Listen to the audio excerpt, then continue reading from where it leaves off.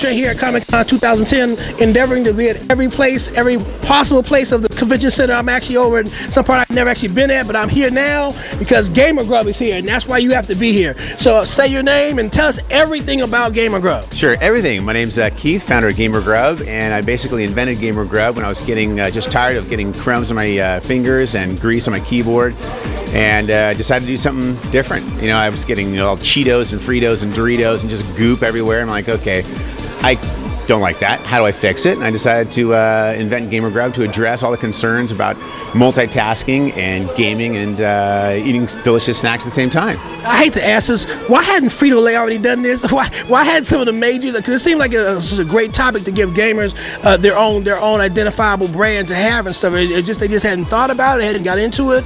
I'm not really sure, actually, and thank goodness I don't really care. But we're running as fast as we can to grow as big as we can.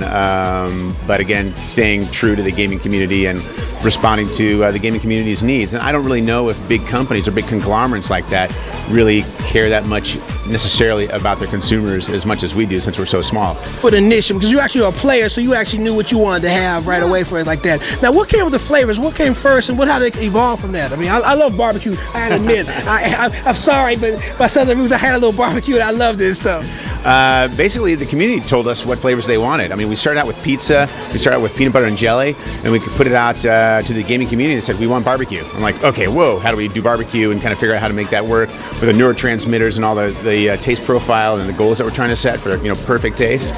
We took a really good barbecue sauce that we knew about here in San Diego to really Clay's Barbecue Pit, and we took that and did a little reverse engineering, and we were very successful. It tastes delicious. Now, did you have like a private tasting session for all your friends and family? They'd say like, nah, don't put peanut butter, don't do s'mores. Like, you crazy, don't do that.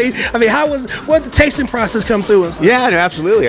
I give it out to everybody who will sit down and talk to me about it and say, do you taste this to this? And people say, oh, it's too salty or it's all too sweet. And the more people I have taste and test it before I actually develop it and go into production, the better off and the better the product is. So absolutely, yeah, my friends, family at conventions. The E3 convention got a lot of input from the gaming community at the conventions, and even here at Comic-Con, and people are still emailing me or calling me or coming up at the booth and saying, okay, well, what about ranch, or what about onion, or some really cool, fun ideas.